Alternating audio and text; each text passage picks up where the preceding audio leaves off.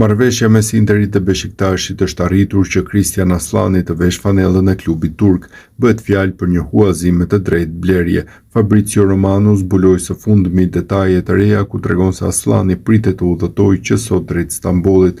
Beshiktashi do të mbuloj pagën e mesfushorit shqiptar për pjesën e mbetur të sezonit. Ky huazim është disi i papritur pasi Aslani ishte shprehur më parë kundër ofertave jashtë Italisë.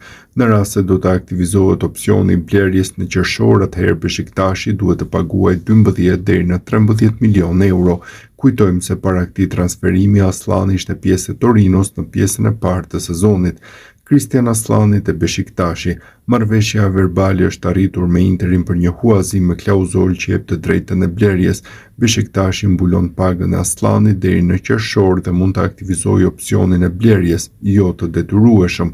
Aslani do të fluturojë drejt Stambollit gjatë ditës së sotme nëse çdo gjë shkon sipas planit, është informacioni shpërndarë nga Fabrizio Romano. Christian Aslani po bëhet gati të transferohet në Turqi, ku do të vesh fanellën e Beshiktaşit të paktën deri në fund të sezonit, nëse të gjitha palët do të jenë të kënaqura.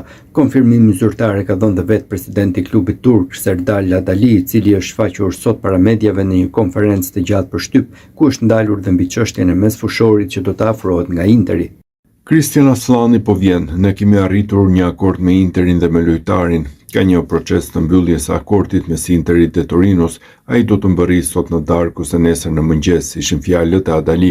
Sipas informacioneve që dihen deri tani, Beshiktashi do të paguajë rrogën e Aslanit për pjesën e mbetur të sezonit, ndërsa ka një klauzolë prej rreth 11 milionë eurosh për blerjen e tij në fund të këtij edicioni.